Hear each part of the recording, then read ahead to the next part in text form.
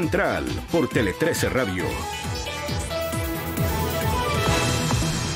7:42, una pequeña introducción antes de saludar a nuestra invitada en el día de hoy, porque hay que recordar que a mediados del 2018, en el llamado caso Penta, el fiscal de la época, Manuel Guerra, llegó a un acuerdo para un procedimiento abreviado modificándose los delitos de los imputados. El fiscal Guerra en ese momento pactó un acuerdo con la defensa de Carlos Alberto Délano y Carlos Eugenio Lavín y Julián López, fijando una pena remitida de 4 años y un pago de 1.714 millones de pesos, eliminando el delito de soborno para ellos.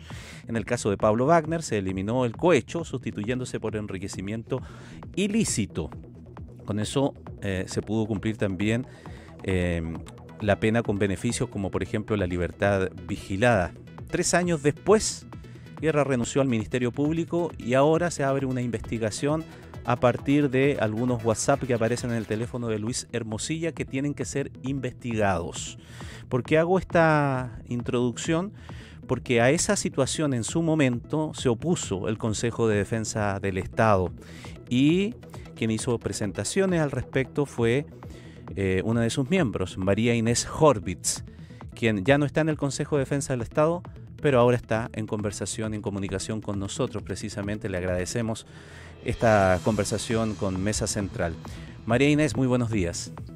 Muy buenos días, Ramón. Gracias por la invitación. Me pareció necesario hacer siempre un poquito de recordatorio para colocar el contexto y justificar la primera pregunta que le quiero hacer después de todo este tiempo y de lo relatado. Entonces, ¿qué opinión le parece y qué sensación le deja lo que está ocurriendo en ese punto en particular?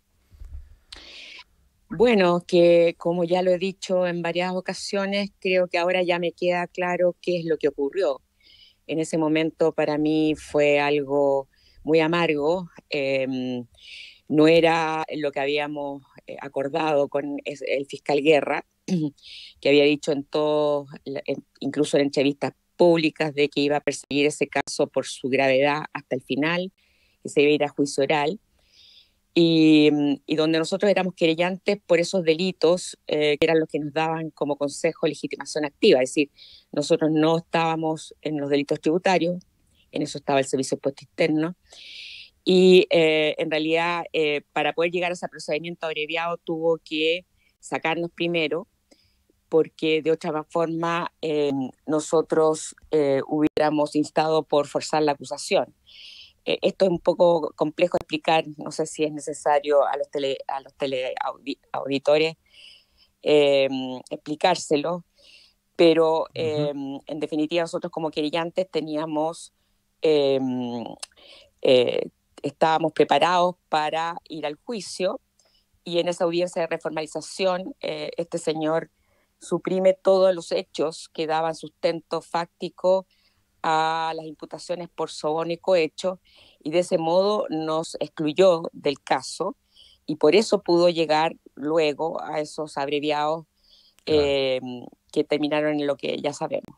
María Inés, eso se debatió mucho en ese instante, fue de conocimiento público, estuvo presente en la prensa. Algunos de los argumentos que se señalaron es que era la posibilidad de conseguir una pena efectiva de cárcel era media difícil y por lo tanto, por eso la Fiscalía en uso de sus atribuciones llegaba a conseguir algo a riesgo de no conseguir nada. Más o menos lo estoy tratando de resumir bien para poder preguntarte si eso era posible o no.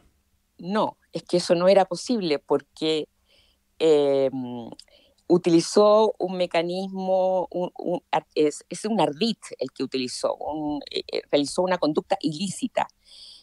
No podía suprimir hechos de una formalización previa que habían realizado los fiscales Gajardo y Norambuena, que estaban sustentados en los antecedentes de la carpeta de investigación. Habían el chat del señor Hugo Bravo dando cuenta de la petición de Wagner de recibir dinero mensualmente durante todo el tiempo que fue subsecretario de Minería, y también constaban todos los hechos en los cuales Wagner había favorecido indebidamente los intereses de sus ex jefes. Eso significa que al suprimir esos hechos y además no dejarnos la posibilidad de forzar la acusación porque no perseveró ni tampoco pidió sobreseimiento definitivo respecto. Entonces, eso es lo que tenía que haber hecho. Y al no hacerlo, esa es una conducta ilícita. Eso es lo que nosotros le imputábamos a este señor Guerra. Lo hizo de una manera que todos los entendidos en la materia, el Código Procesal Penal, saben que eso es incorrecto, y que al hacerlo lo que hizo fue deliberadamente excluirnos del proceso y con eso poder llegar a un procedimiento abreviado sin ninguna oposición.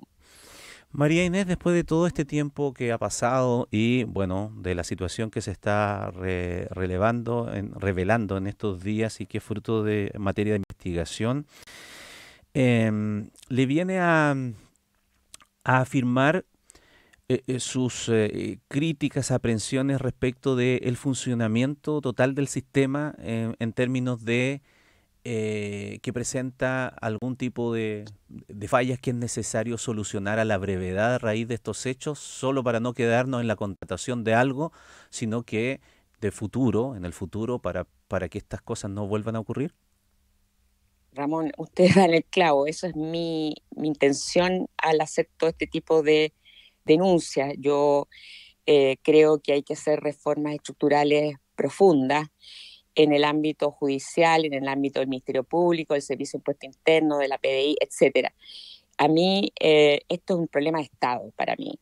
Creo que en la medida en que hay personajes tan poderosos que pueden interferir en la independencia e imparcialidad de los jueces, que pueden influir sobre fiscales para no cumplir con sus deberes de persecución penal cuando se trata de ciertas personas que tienen mucho poder dentro de nuestra sociedad, efectivamente se pone en tela de juicio el Estado de Derecho.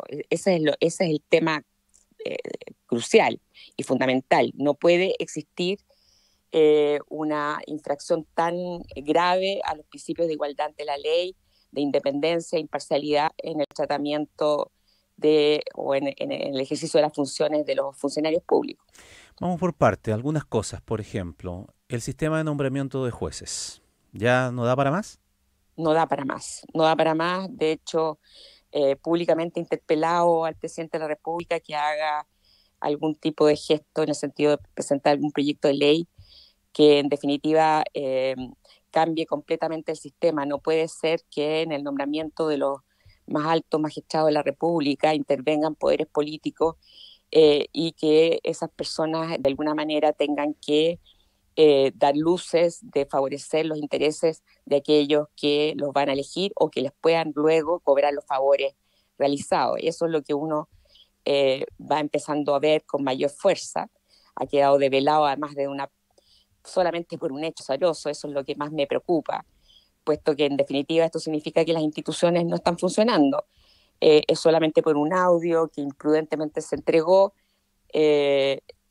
estamos conociendo todo lo que el público conoce. Y esto deja de manifiesto además hoy en día que hay dudas respecto a si los fiscales están efectivamente actuando de manera objetiva, si efectivamente están aplicando la ley o están siendo cooptados por grupos de interés, e incluso más me aterroriza que puedan también estar siendo cooptados por organizaciones criminales de narcotráfico.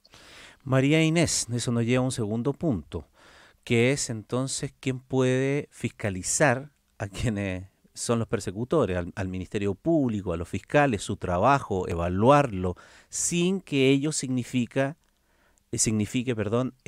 coartarle su autonomía. Es una pregunta difícil, Ramón. Efectivamente, la decisión original de darle autonomía al Ministerio Público institucional, ¿no?, que significa que prácticamente no hay controles eficaces sobre la actividad del Ministerio Público, porque en el fondo se autocontrolan, genera esta sospecha de que puede haber corrupción dentro del Ministerio Público y no hay forma de averiguarlo, porque como digo, siempre han esgrimido su autonomía institucional para que no haya ni auditoría, para que no haya un control eficaz. Se dijo incluso en la última postulación de fiscal nacional que iba a haber una fiscalización en la mitad del periodo para ver cómo habían realizado su gestión, y hasta ahora todos son habladurías, se habla mucho, pero no se hace. Y eso es lo que creo que a mi juicio, es lo más grave de todo lo que está ocurriendo. Hay opiniones que se han esgrimido en estos días, ideas a propósito de todas estas preocupaciones que surgen, de las que estamos conversando, como por ejemplo lo que señalaba el otro día el ex fiscal Carlos Gajardo cuando estuvimos conversando en televisión sobre esta misma materia, y decía que respecto de el actuar de los fiscales, podría haber también, no sé, una situación como también el propio Consejo de Defensa del Estado pudiese tener algún grado de revisión en algunos casos para tener algo así como una especie de contrapeso. Usted que estuvo allí en el Consejo de Defensa del Estado, Sí. ¿cree que eso es posible establecerlo de alguna manera o es una cosa muy, muy compleja de realizar? Es complejo porque uno repasa todos los sistemas institucionales del derecho comparado y en todos hay más o menos problemas. De lo que se trata aquí es de minimizar. Yo no creo que suprimir completamente la posibilidad de intervención sobre otros poderes del Estado o sobre poderes del Estado, pero sí buscar mecanismos que den alguna mayor garantía de que no se van a politizar, sobre todo cuando se trata de instituciones técnicas que tienen que aplicar básicamente el derecho. Y por eso creo que la designación de los supremos, del fiscal nacional, del contralor, en general de los miembros del Tribunal Constitucional, debiera buscarse una fórmula que asegurase que el criterio principal sea técnico y no político, porque ahí uno se encuentra entonces con muchas personas, y uno como abogado lo sabe, que no tienen todos los conocimientos y toda la experiencia necesaria para ejercer cargos tan importantes como los que he estado señalando. Claro, porque en el fondo uno si comienza a dar la vuelta, también se empieza a encontrar que también hay cuestionamientos respecto de cómo se procede, quizá en el nombramiento o en el actuar también de otras instituciones. Yo decía el Consejo de Defensa del Estado, del cual usted fue parte, pero también allí ha habido bastante crítica respecto de que en algunos casos se dan hasta como premios de consuelo en llegar a esos cargos con designaciones que tienen más tinte político que nada. Muchos cuestionamientos cuando llegó Javier Blanco, muchos cuestionamientos cuando llegó Alberto Espina, que parecían entonces cuestiones en ese sentido, más allá del mérito personal y de las competencias que pudiesen tener los personajes referidos. Totalmente de acuerdo. El punto que en una entrevista que di el año pasado a CIPER, lo dije expresamente. Dije expresamente que uno de los factores por los cuales tomé la decisión que tomé tenía que ver con ver que ya prácticamente se hacía inexorable que el gobierno de turno diera premios de consuelo, y eso por lado y lado. No estoy haciendo aquí una crítica únicamente a algún sector. Creo que en la medida que se instale la idea de que ser consejero con una muy buena remuneración y con muchos beneficios de todo tipo, sea un premio de consuelo, lo que va generando no solamente frustración en los abogados de carrera del Consejo, que son excelentes profesionales, que frustran sus posibilidades de llegar a ser consejeros, sino que además, evidentemente, empeora en forma gradual la capacidad técnica del Consejo. Se supone que los consejeros son aquellos que deben dar los lineamientos, las estrategias judiciales, tienen que tener mayor conocimiento y mayor expertise que los abogados que llevan las causas, y se produce una gran frustración entre los abogados cuando ven que una persona que no sabe de derecho o que realmente sus comentarios son únicamente de orden político, son los que finalmente toman las decisiones importantes en las causas. Una última consulta, María Inés, sobre su parecer respecto de algo que está en la defensa de Luis Hermosilla a través de su hermano Juan Pablo. que más allá de las consideraciones o de la posición que uno tenga o la opinión que se haya formado respecto de lo que va pasando del caso, muchos le otorgan un punto en el sentido de que él está solicitando que se abra completamente los antecedentes de la investigación en cuanto a las conversaciones que sostuvo su cliente con el resto de las personas que hoy día no aparecen en una arista investigativa, porque señala que eso queda demasiado a discreción de la Fiscalía y que se va entregando a cuentagotas. Y él ve una especie de manipulación en ese sentido. Y entonces que sería mejor que estuviese todo abierto, sencillamente. La pregunta es cómo, quién y de qué manera. No sé cómo lo visualiza usted y si en ese sentido le otorga algún punto a la defensa de Luis Hermosilla. Mire, yo no le otorgo ningún punto porque creo que eso, y así lo entendió la ciudadanía en general, es una amenaza velada, no lo está haciendo por mor del derecho. Eso es un primer punto. Segundo lugar, son 700.000 chats.